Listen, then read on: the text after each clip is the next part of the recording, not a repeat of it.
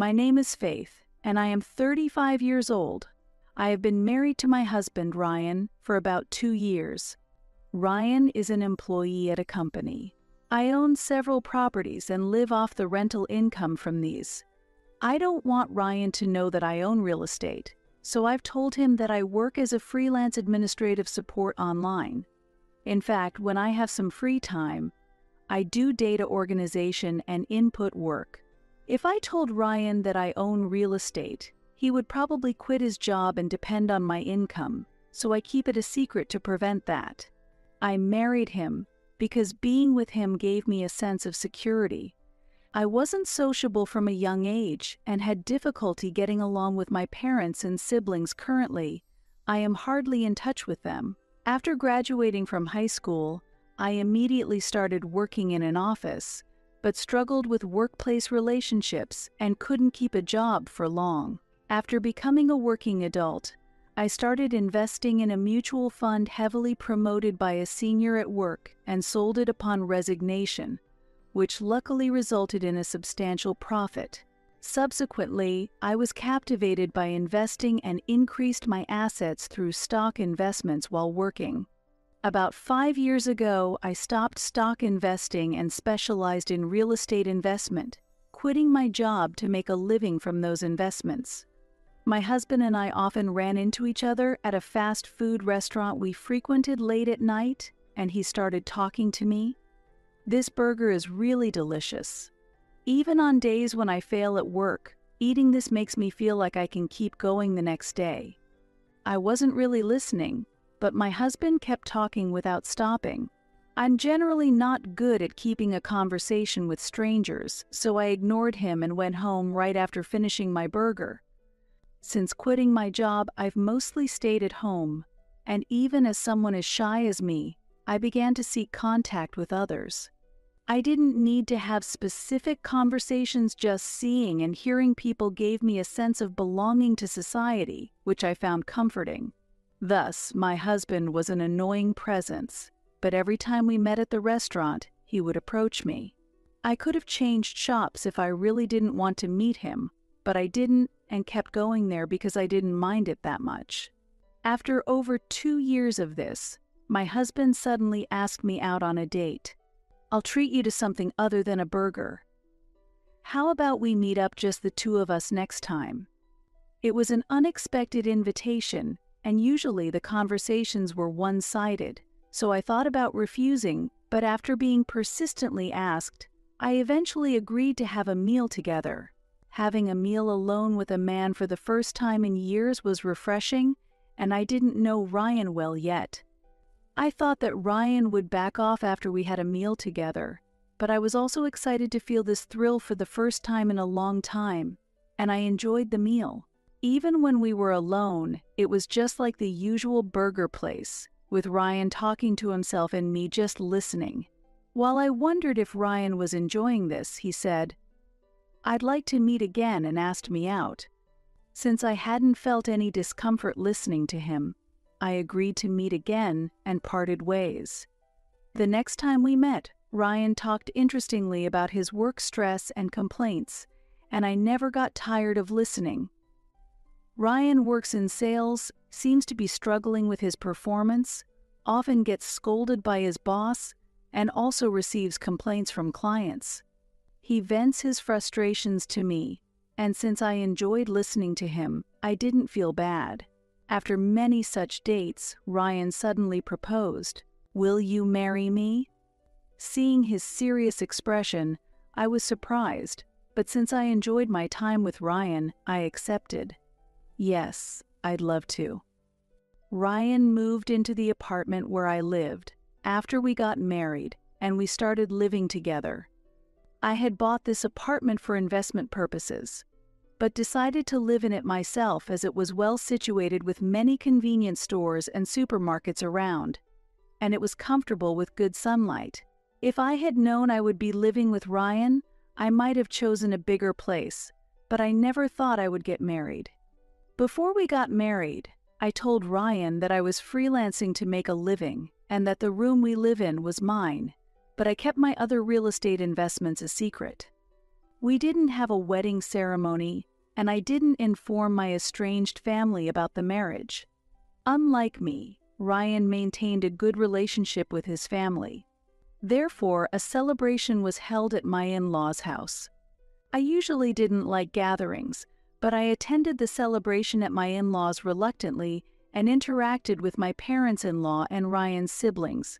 Ryan's sister had been married before but returned to her parents' house with her children after getting divorced, and his brother was still single and living with his parents. Ryan's sister seemed interested in my background and asked me in detail about my current job and the company I used to work for. She also seemed curious about why I owned an apartment. While I was talking with my sister-in-law, my mother-in-law joined in and asked me a question. "Faith, you own your own home at such a young age? Did your parents buy it for you?" Thinking that it would satisfy both my mother-in-law and sister-in-law, I answered that my parents had bought it for me. Then, my mother-in-law became interested in my parents' occupation and asked, "What kind of work does your father do? Is he a president of a company or something?" "My father is a regular employee and doesn't earn enough to buy an apartment." Since telling the truth seemed likely to raise doubts, I answered vaguely to avoid suspicion. However, my sister-in-law then delved deeper into my family's financial situation. "I wonder if Faith's family is wealthy? If so, could they perhaps enlarge this house for us?" she asked, hopeful. Internally, I thought that even if my family were wealthy, I had no intention of funding a rebuild of my in-laws' house. Their home was quite small, and it amazed me that 5 people from 3 generations were living there. However, from that day on, my mother and sister-in-law mistakenly believed I came from a wealthy family and began seeking financial support. When I refused, they started asking for assistance through my husband, so I reluctantly began lending them small amounts through him. Although my husband looked apologetic, he lent money quite casually, which worried me about whether we would get it back. Ryan's job wasn't going well, and his salary gradually decreased. His basic pay was low, and since his salary was heavily commission-based, his poor performance placed him in a tough situation. However, since our household primarily relied on my income, it didn't really affect us. Recently, construction of a new high-rise apartment building started next to our apartment, so I jokingly said to my husband, "Once the new building is finished, this place might get overshadowed. Maybe we should consider moving." Ryan didn't seem to take it seriously, but I actually spoke to a real estate agent. The agent suggested considering our current home, but also recommended purchasing an attractive property for investment. The new property was a single-family home, 5 bedrooms, barrier-free, and ideal for the elderly or large families. Suddenly, I remembered what my mother and sister-in-law had mentioned at their home. However, the house was not only spacious but also luxurious, and the price was accordingly high. Since the in-laws' house was in my father-in-law's name, there was no reason to sell the land or house to buy this new one. Selling the in-laws' home wouldn't generate a significant amount of money, while renting would be affordable for my in-laws. Unfortunately, I couldn't picture them living in an upscale residence. Having the funds, I decided to purchase this property and rent it out. A real estate investment required a considerable amount of paperwork. I accidentally left the materials for the new home in the living room. Unfortunately, my husband found them, and it seems he had taken them to his parents' house. Seeing the materials, my mother and sister-in-law mistakenly thought the house was perfect for them. At the worst possible moment while I was out, the real estate agent visited and started explaining the 5-bedroom house to my husband. "Your wife is really incredible. To buy a new home at such a young age." Hearing this, my husband linked it to the moving plans I had previously mentioned and completely misunderstood that we were moving to the new house. It's true that the construction next door would block some sunlight, but I had no immediate intention to move. It seems my husband misunderstood that I was secretly planning to move us into the 5-bedroom house. In hindsight, since that day, my husband's behavior towards me changed, and he became more clingy than before. Our marriage had been one of non-interference, which I found very comfortable. We had agreed to share household chores, but my husband often avoided them due to his job, frequently leaving the burden to me. However, he suddenly started actively preparing meals and willingly taking on household tasks. I started to feel something was off. He laughed and explained his change in behavior. "I'm just making up for all the times I slacked off." His grin was a bit suspicious, but the change wasn't limited to household duties. After a while, my husband abruptly announced that he had quit his job. I felt like sales wasn't right for me, so I'm going to look for something else. "I'm a bit tired, so I'll take a short break first." Given he had been working late daily and facing reprimands from his boss, he was likely quite exhausted. With enough financial cushion for the time being, I wasn't worried about him not finding new work soon. However, there were no signs that my husband was actively looking for work. He was just idly passing the time. Concerned, I asked him, "Why don't you start looking for a job? You seem to have recovered both physically and mentally, haven't you?" Usually calm, my husband suddenly became furious. "I am searching for jobs online. I'm still not over the mental exhaustion," he snapped. Given the invisible nature of emotional recovery and his unusual anger, I thought it might be best to let him rest a bit more. Then, unusually cheerful, my husband, who typically did nothing at home, approached me with a proposal. "I'm thinking of not getting a job but making a living through investing. Faith, could you spare some money to help me start?" I thought he was joking, but he confidently showed me his smartphone. "With FX trading, I can start with a small amount of money, so lend me some, please." His smartphone screen was filled with comments from people who had succeeded in FX trading, so it seems he believed he could be one of them. I responded with disbelief. These people were just lucky.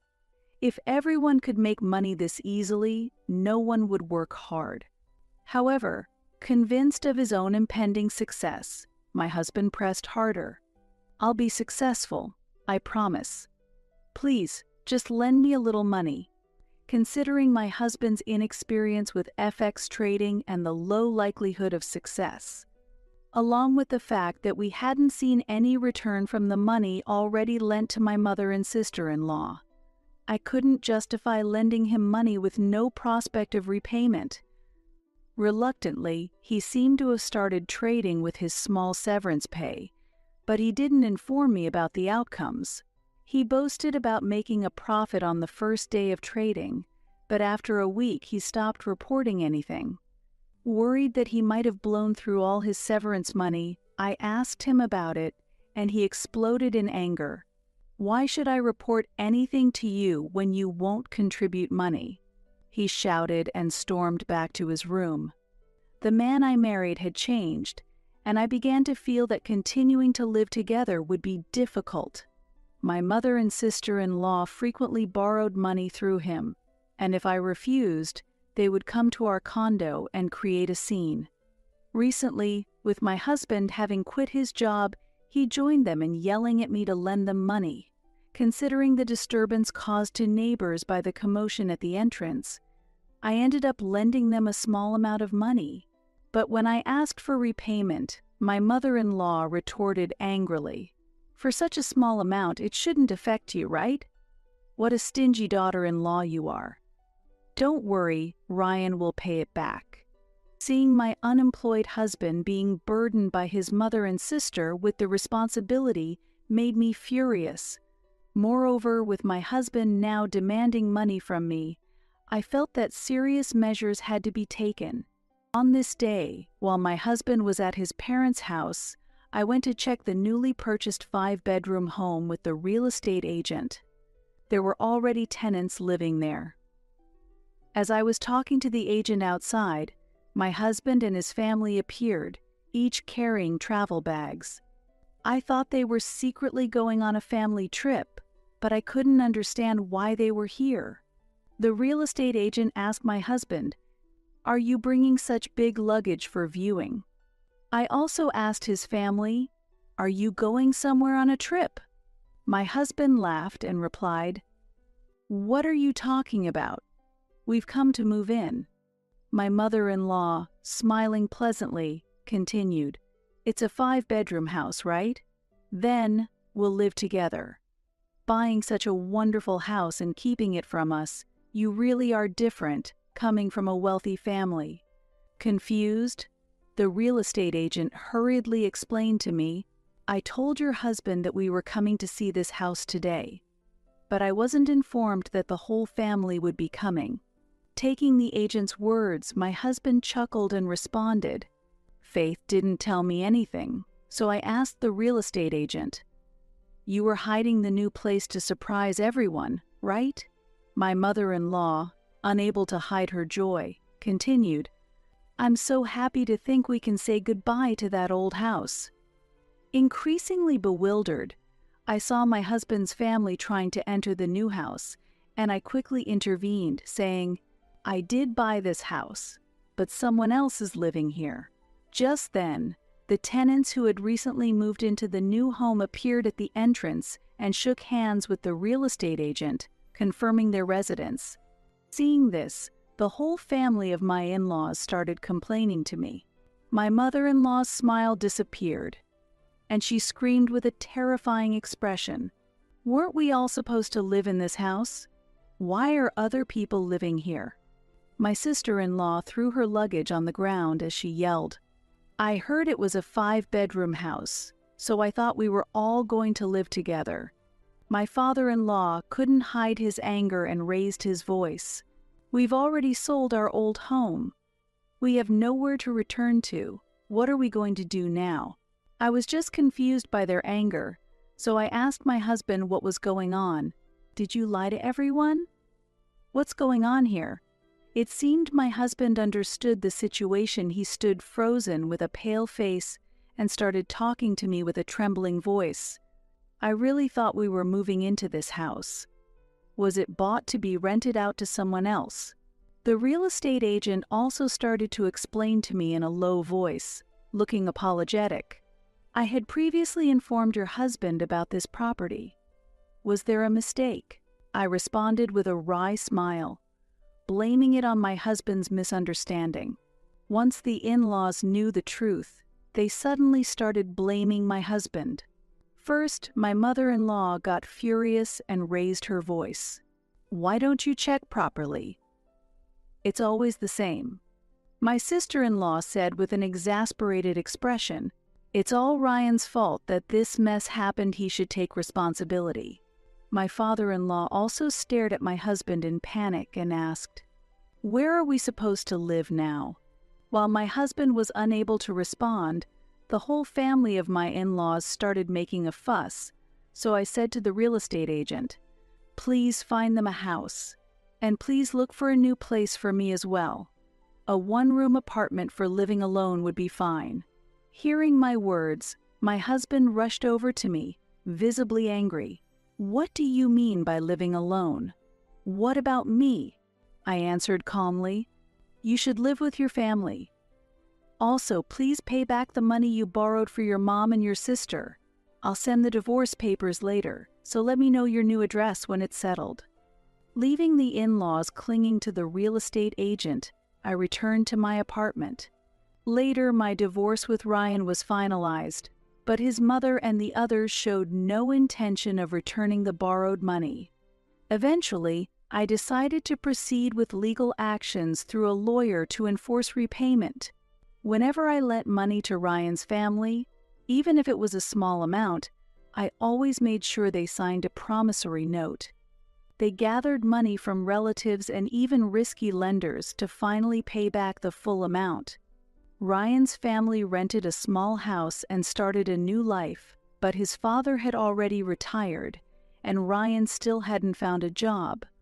Their household was supported solely by Ryan's brother's income, struggling to maintain a family of 6 under severe financial strain. They were in such dire straits that they borrowed from dangerous people, and I heard rumors of debt collectors visiting them. Additionally, they struggled to pay for new furniture they had purchased for their home, while Ryan struggled to find a job.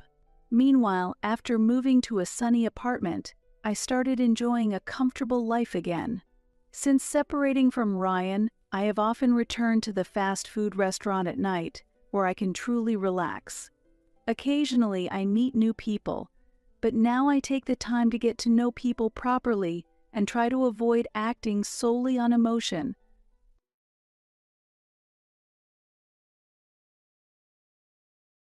Are you satisfied with your life, commoner? What are you talking about? I'm worried about you. It had been 3 days since my husband and in-laws had disappeared. Out of the blue, I received a call from my mother-in-law. When I returned from my family's memorial service, I found my home empty except for my own belongings. They had secretly moved out. Worried? You're making a living with part-time jobs, right? Did my husband tell you that? Yes, I wonder why he got married to you. My child just became an executive. With these words, the whole truth became clear. My husband had lied to his parents. He had struggled with the economic differences we had and had asked me to keep his salary a secret from his parents. It felt like a betrayal. For whom did he think I was keeping it a secret? Oh, you have no idea. What do you mean? It just sounds like an excuse to me. It was not an excuse. In fact, it was my husband who was working part-time and I was the one serving as an executive. Our life had been supported by my income as an executive. BTW, if you wish to live with us, would you be willing to bear the living expenses? If so, I will let you live with us. Are you being serious right now? Yes, I am serious. You just need to promise to pay for living expenses and in exchange I'll give you our address. I had never considered living with them, so I decided to fight back. I refuse. In fact, it's my husband who has been working part-time. I've endured it until now, but I've decided to get a divorce. Stop joking. Have you gone mad? My mother-in-law laughed loudly over the phone. You'll find out very soon who is right. Why don't you check with my husband? You are a very unpleasant daughter-in-law. I thought about helping you, but I've changed my mind. I actually prefer that. My mother-in-law retorted angrily and hung up. 10 minutes later, I received a call from my husband, likely bombarded with questions from his mother. Of course, I ignored it and even blocked his number. He must be panicking now. I decided to enjoy my freedom from now on. As a result, my husband and his family would face difficulties. My name is Jenny. I serve as an executive in the company left by my deceased father. I have 2 brothers, each holding the positions of president and vice president. I originally had a different job. During that time, I met my future husband, Nick. We met at a drinking party my friend invited me to. What do you do for a living, Jenny? Oh, I'm just an office worker. And you, Nick? I work in marketing. Marketing. I admire that, since I'm no good when it comes to conversations. Is that so? Looking back, Nick might have already had a tendency to exaggerate stories. At that time, I believed he was truly working in marketing. The conversation was so pleasant that we decided to exchange contacts. We regularly went for dates, and the comfortable feeling we had when we were together eventually led us to marriage. I think it's time I introduce you to my parents. Yes, the sooner, the better. How about next Sunday? That's fine. According to Nick, his parents would welcome me warmly. However, the reception at his parents' house was entirely different from what I expected, especially the cold treatment from my mother-in-law. Jenny, you work in an office, right? Yes, that's right, but... And how much do you earn specifically? When this question was asked, I deeply pondered the meaning behind it. How much? I inquired back. You're so oblivious. It's clear I'm asking about your salary. My mother-in-law replied with slight irritation. From this exchange, the intention behind the question was clear enough. What I really wanted to know was why my mother-in-law was so interested in my financial situation. My mother-in-law's question conveyed blatant disdain towards me. In such moments, I dearly wished my husband would somehow defend me. However, he sat silently, as if he didn't feel a thing. Even a word of defense from him would have been appreciated, but he remained silent. Let's not talk like that. Money issues will resolve over time. My father-in-law tried to calm the situation, but my mother-in-law countered, such matters should be clarified early on. My in-laws continued to argue fiercely in front of me, ignoring my presence. Sitting there, I questioned how to perceive this situation and what was being shown to me, almost losing sight of my original purpose for visiting. Eventually, my mother-in-law somehow agreed with my father-in-law's opinion, and the situation finally calmed down. On the way back home, "Why didn't you say anything back there?" I pressed my husband. "What do you mean?" He responded, surprised. "Don't give me the what do you mean? Why did you keep quiet?" I pursued further. My husband didn't seem to understand at all what I was talking about.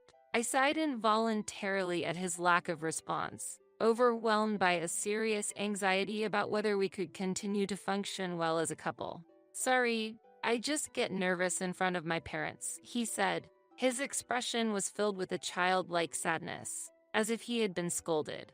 Faced with such an expression, I felt as though pursuing the matter further was somehow wrong. Eventually, we went through with our marriage registration a few days later and officially became husband and wife.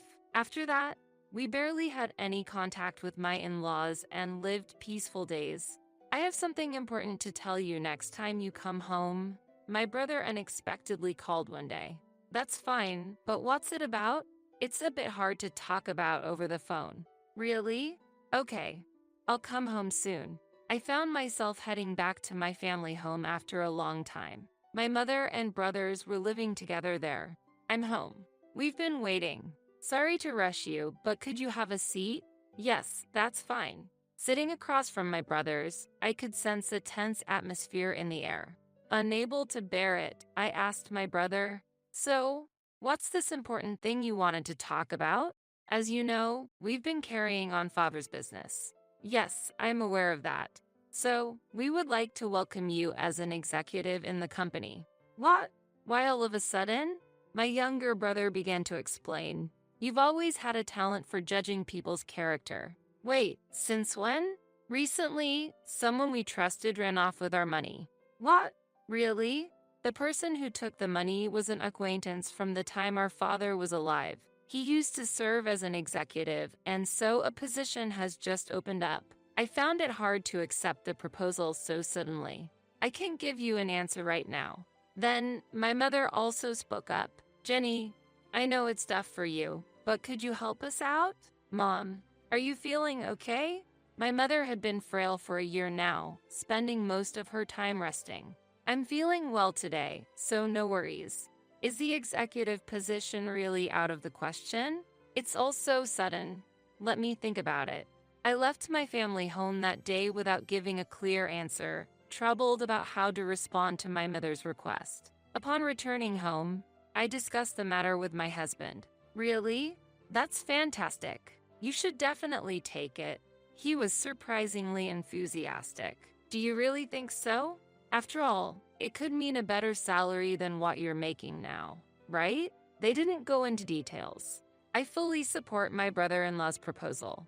There was a specific reason behind my husband's fervent support. A week after discussing this with my husband, an urgent call came. "Please come back home quickly." "What happened?" "It's Mom." Upon receiving the news, I rushed out of work and headed to my family home. When I arrived, many people were already gathered there. In the center of them all, my mother laid quietly. "Please tell me this is a dream." I was unprepared for the sudden turn of events. It was unexpected. According to my eldest brother, when they went to check on her in the morning, she was already dead. I didn't have the courage to look at my mother's face directly. All I could do was stand there, stunned. "Jenny, where's Nick?" I haven't called him yet. I'll do it right now." But my husband didn't answer the phone at all. In the end, all I could do was leave a message on the answering machine. About 2 hours later, my husband arrived. "Sorry for being late. I was busy." Rather than sorrow, I felt angered by his attitude. How can you laugh? Mom has passed away. I didn't mean it like that. Whatever, just keep quiet. You're worrying too much. Until everything was over, my husband did not grasp the seriousness of the situation. While we were busy attending to the many visitors, it became late at night before we could even realize. Just when I was sinking into the sofa, exhausted, my husband made an unbelievable remark. With a smile on his face, he brought up the topic of dividing the inheritance. What about inheritance? Will you get something distributed? I can't answer that so suddenly. But your father was managing a company, right? There must be a considerable amount to expect. Stop it. It's unbelievable to talk about such things at this time. But this is an important discussion. If you're going to talk only about money, I don't mind if you leave. Okay, fine, I understand. With those words, Nick left the house. I could not comprehend why he was so insistent on bringing up the inheritance. Soon after, my eldest brother came by. Did something happen? It's nothing important. It must be tough for you. I never thought I'd be discussing inheritance or company matters at such a time. Normally, you wouldn't discuss such things. Besides, when you guys proposed to me to join the company, my husband was unusually eager. There might be some ulterior motive for his obsession with money. You might be right. I couldn't help but wonder why he acted so forcefully. After my brothers assured me there was no need to worry about my mother, I immediately prepared to return home. I tried contacting my husband before leaving, but he didn't respond at all. As a result, I decided to call his parents' house. Jenny, I've heard from Nick about the situation. I'm truly sorry to hear about your mother's passing. Did you hear anything else? Yes, I heard. According to Nick, you're trying to resolve the inheritance issue on your own. That's not true. In fact, such discussions have not happened at all. Really? Are you hiding something? It seemed like my words were not getting through. Anyway, now is not the time to have such discussions. How insolent. I'll take that as a compliment. Eventually, my mother-in-law could not stand it anymore and ended the call. She seemed furious. However, it was a trivial matter to me. I returned home, but my husband did not come back that day. He returned the following day. Where were you yesterday? Does it matter? I guess not. Our relationship had clearly cooled. Over the next week, there was hardly any meaningful conversation between us. My brothers took care of the funeral arrangements for our mother. Even after the funeral, I never saw my husband or his parents visit us. During this time, I made an important decision. I've decided to work for the company run by you guys. Is that okay? You can reconsider. Last time, we rushed and didn't fully listen to your opinion. Thank you, but I've made up my mind. It's okay. With that decision, I started a new career at my brother's company. I hesitated whether to inform my husband about this decision, but considering it would be more troublesome if he found out later, I decided to be honest. I'm going to be busy as an executive from now on. Really, work hard for me too. Of course, that's the plan. And so, I quit my previous job and threw myself into the business with my brothers. Every day at the new job was tough and exhausting, but it was also fulfilling. Half a year later, my husband unexpectedly said, "I quit my job." Why would you do that? Well, the previous job wasn't a good fit for me. But you were in marketing, right? Marketing? No, I was working in a factory. What?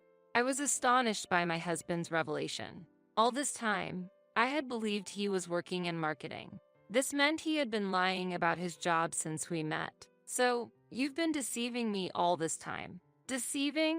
What are you talking about? If you've forgotten, then it's fine. What on earth are you saying? That was exactly what I wanted to know. Regretting my marriage with him at this point was futile. So, what do you plan to do now? You're unemployed, right? I have you, don't I? You're an executive with a considerable income, right? At that moment, I finally understood everything. He probably thought working was foolish now that he had me. So, what you were aiming for was my income. Don't talk like I did something wrong, but it's better to keep the executive thing a secret from my parents. That's true. And I've decided to start sending money to my parents every month starting next month. I'd like you to handle that. Wait a minute. I haven't heard anything about this. I just decided it now. Indeed, it would be troublesome if my in-laws found out. However, I couldn't just accept it as is. But it would be equally troublesome if they found out you're unemployed, right? So you will have to work at least the bare minimum. What are you talking about? It's a deal to keep each other's secrets safe. This should put your mind at ease. Yeah, that makes sense. Then it's decided. All right, I really can't worry my parents, so please. With a sense of defeat, Nick lowered his head. I had no intention of continuing life under these circumstances. Afterward, Nick started working part-time according to my instructions. However, the wage he earned was extremely low. His working hours weren't all day, and he lived a life as free as during his student days. Even worse, he spent the money he earned on gambling such as poker and slot machines. You should go out sometimes. You can't always be at home. There's no problem, right? Let me be free. Gradually, Nick seemed to have forgotten even the promise to keep each other's secrets. From this point on, Nick's behavior got more and more unbearable. Despite being a part-timer, he started coming home late and going out more frequently. You've been coming home late recently. Is something going on? Oh, I've been asked to do overtime at work. But didn't you choose a job with no overtime?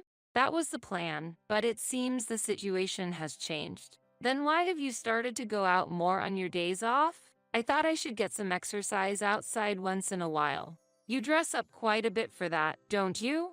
I kept asking questions out of curiosity. Initially calm, Nick seemed troubled by my barrage of questions. How am I supposed to answer when you ask so many questions at once? Give me a break. I don't think I'm asking anything too difficult. Are you looking down on me because you're an executive?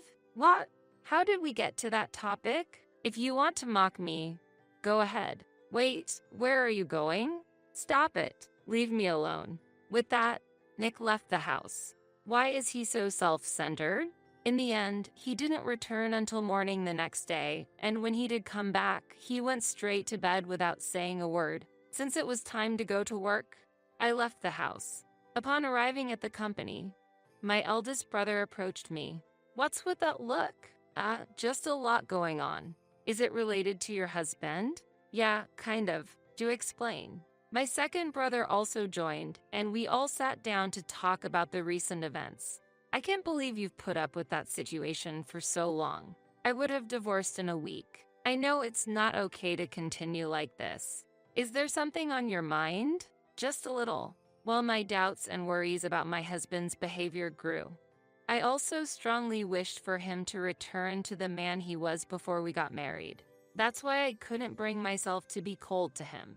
But I soon realized that such lenient thinking was a mistake. It might be best to do something about it soon. Yes, definitely. My suggestion is, there must be a reason behind such behavior. We should look into that. Thank you. I'll do that. Following my brother's advice, I decided to investigate Nick's activities.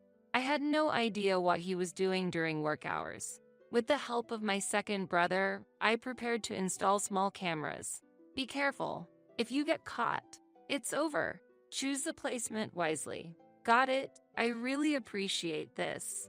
You can check the recorded footage from your smartphone anytime. That's great. I'm not good with technical stuff, so this helps a lot. While Nick was out, I installed cameras in the living room, bedroom, and other areas. Anxious about the content of the footage, I couldn't sleep at night when I unexpectedly received a call from my mother-in-law. Jenny, have you quit your job? No, I haven't quit my job. Is that so? I heard from Nick that you had. No, I'm still working. Well, it doesn't matter to me either way, but you should be thankful to Nick. Wait a minute, please. I felt infuriated at the inaccurate information conveyed to my mother-in-law. Nick returned home with a smile, unaware of anything. I won big at the casino today. Here, this is a gift for you. What's this? It's a gift. He handed me several prizes. However, such things didn't mean anything to me. I got a call from your mother earlier. Why did she think I quit my job? From my mom? What did she say? Why did you make it seem like I quit my job? Oh, that. Well, and she said I should be thankful to you. Don't say unnecessary things from now on. Got it? I'll be careful. If something like this happens again, you do understand what will happen, right? I get it. So stop threatening me like that. It depends on what you do. After that, Nick's behavior temporarily became more settled. He started to take his work seriously, and the frequency of his outings noticeably decreased. During this time, I had to return to my hometown. I'll be going back home for a bit. I plan to return in 2 days. Understood? Have fun. It's not for fun. It's not a leisure trip. Well, don't be so stiff about it. Isn't it time for you to leave? All right, I'm leaving this place in your hands then. He seemed oddly pleased about me leaving. However, my mind was focused on my mother's first-year memorial. Upon arriving at my family home, my brothers warmly welcomed me. Thanks for coming. Of course, I came because it's Mom's first-year memorial. I see. But what about the camera situation? Camera? Don't tell me you forgot about the high-performance camera I prepared. It was meant to monitor your husband, no? Oh, you're right. I can't believe you forgot. Well, a lot has been going on, and I completely forgot. With the day-to-day business and issues with my mother-in-law, I had completely forgotten about the surveillance cameras. I'll check it when I get back home. Can't you look at it from your phone? That's right. Oh dear. As suggested, I used my smartphone to review the previous footage. The screen showed my husband preparing to go out about a week ago. I see. Did you find out something? Yes, it's quite obvious. Can you show us? I showed my brothers the footage recorded by the camera. The footage included clear audio of my husband arranging to meet someone on the phone and whispering words of love. It was undeniable evidence of infidelity. This is solid proof, definitely evidence of cheating. Feeling utterly disrespected, a wave of emotions surged beyond just anger. What a pathetic man. I can't believe even you misjudged your husband. I glared at my eldest brother. Don't look at me so sharply. I was just joking. After my mother's first-year memorial was over, I hurried back home. I tried contacting my husband, but there was no response. Upon returning home, the sight that greeted me was unbelievable. Everything except my belongings had been taken away. I also tried contacting my in-laws, but there was no response from their side either.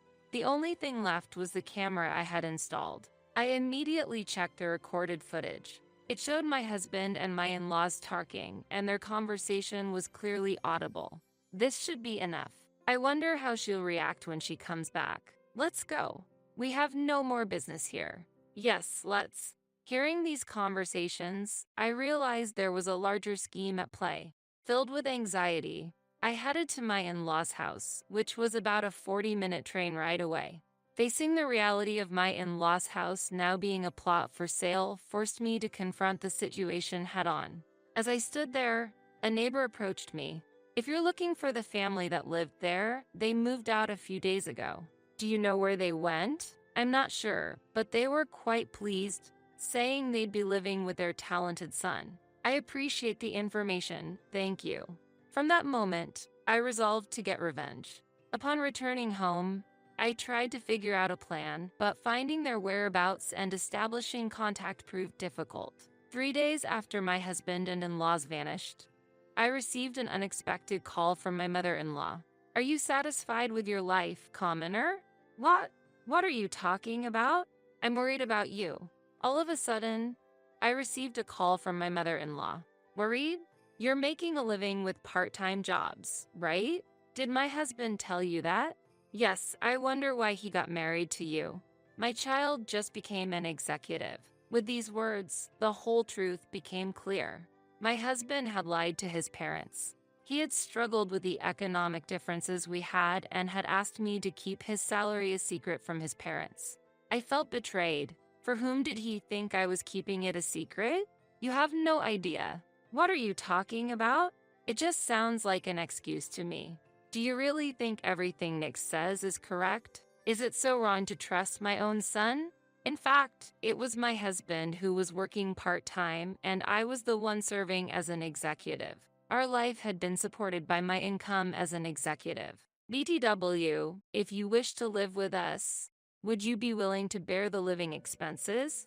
If so, I will let you live with us. Are you being serious right now?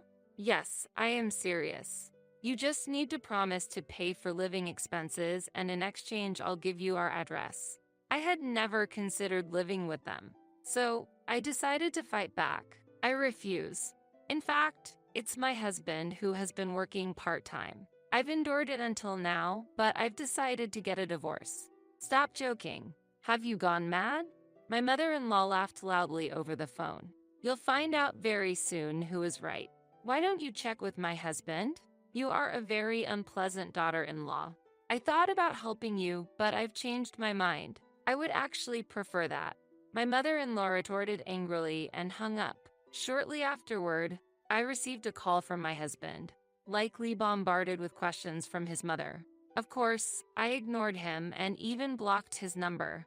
I decided to enjoy my freedom from now on, which would surely put my husband and his family in a difficult situation. The next day, I resolved to move out. Even if they visited, I would no longer be there. It was only fair to return the treatment I had received. After discussing the situation with my two brothers, we immediately headed to a local real estate agency. I sought a new place to live as quickly as possible. We have a property available for immediate move-in, but the rent is somewhat high, the agent said. That's fine. I'll take that property. Understood. Let's proceed with the paperwork. I completed the contract that day and contacted a moving company. Luckily, only my belongings needed to be moved, so the relocation was swift. In my new home, I immediately felt relaxed. I hadn't realized how comfortable it could be to live alone. About 2 weeks later, I noticed many missed calls from my mother-in-law on my phone. Having already blocked my husband, any contact would have to come from her. Despite feeling annoyed, I decided to answer. However, it wasn't my mother-in-law on the other end. Where are you? I can't get into the house. Didn't I tell you? I moved out. You moved out. Why? You started it. I just did the same. Wait a minute. What about our lives from now on? It all began with your lies. That's none of my concern. That's Also, I intend for us to part ways. I'll send the divorce papers by mail, so could you give me your address? Nick then started laughing. I see, so you don't know our address, huh? Then divorce is impossible, right? Realizing his tactic, I understood. However, I'm not one to give up so easily. It's true I don't know the address, but I won't give up over that. A little investigation will solve that. Wait, wouldn't it be strange for you and me to part ways? What's so strange about that? Just tell your mother the truth and clear things up. All right, I'll talk to her properly. I can't trust your words. Goodbye. After ending the call, I immediately went to a lawyer. My eldest brother had recommended a consultation with our business's legal advisor. I explained the situation in detail, including the recorded footage and everything that had led up to this point. And they were happy to take on the case. They started arranging for the divorce proceedings right away. A few days later, I left a voicemail message for my mother-in-law. A week later, Nick and his parents showed up at the agreed place. Let's keep this brief, since you've made us come all the way here. Of course, that was the plan. Hiring a lawyer, are we? How desperate must you be? My mother-in-law laughed, but Nick's complexion had gone pale. In fact, he had not yet told his parents the whole truth.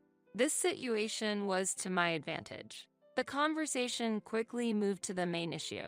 First, based on Nick's infidelity, I demanded divorce and compensation. What are you talking about? Please, take a look at this. I presented the recorded footage. This is the evidence. Do you have any objections? Nick fell silent. Nick, what is all this? Explain yourself. Well, actually, this isn't the only thing. I then presented documents related to the claim for compensation. The documents detailed unpaid living expenses, lack of cooperation in household chores, providing false information to his parents, and the emotional damage done to me. What is this? This is all lies. Isn't this a bit too harsh? Even my father-in-law, who had been hesitant for a while, finally broke his silence. To tell the truth, I wasn't much interested in my father-in-law's opinion, but if there was going to be a confrontation, I wouldn't hold back. If you're going to insist, then take a look at this. I presented my business card to Nick's parents. What's this? Let me see that closely. They were engrossed in the business card. It had my name and position listed on it. This is the reality, the truth that Nick has been hiding all along. What about the part-time job? That was Nick's doing. In reality, I've been supporting our household. Nick has been squandering his earnings on gambling. Hearing this, Nick's parents' anger turned towards him. So, the entire livelihood has been. Correct. I've been supporting it. Nick, what does this mean? Were we wrong? It's too late for that. Why did you do this? Truly disgraceful. I just didn't want to worry you two. The situation was enveloped in an atmosphere that seemed like a family argument was about to start. It was a family problem that seemed impossible to resolve. Could you please take your family arguments elsewhere? I don't have the luxury to deal with this. To this, my in-laws changed their attitude and showed an apologetic stance. Jenny, please forgive us. The truth is, we're victims too. My wife's right. It's not like we ever hated you, Jenny.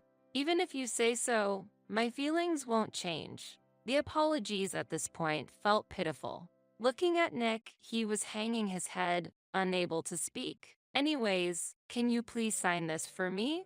Huh? I want to end this situation quickly. You don't have the right to refuse. Understood. Nick signed the divorce papers with tears in his eyes. After checking the signature, I left the place. Goodbye.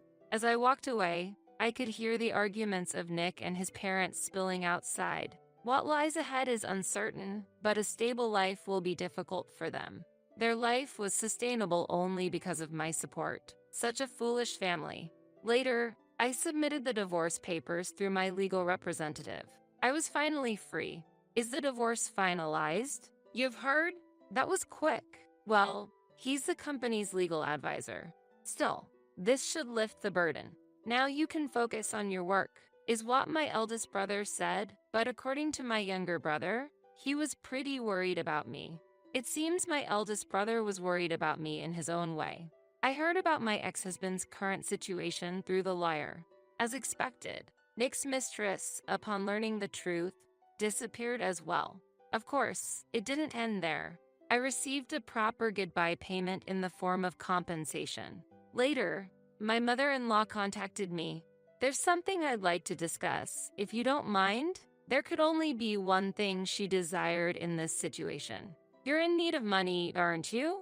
We can't go on like this. It was all Nick's fault. No, 3 adults should be able to manage somehow. Even after all this pleading, you still won't help us. There's no reason for me to help. You deserve to be unhappy. That's exactly what I'd like to say to you. Goodbye. Currently, I hear that my in-laws are living in poverty together. This is because they were completely dependent on Nick for their living expenses, whereas the actual financial support was coming from me. Now, I enjoy a life free from anyone's constraints. Work is going well, and my days are fulfilling. Today, under the clear sky, I embark on a new day.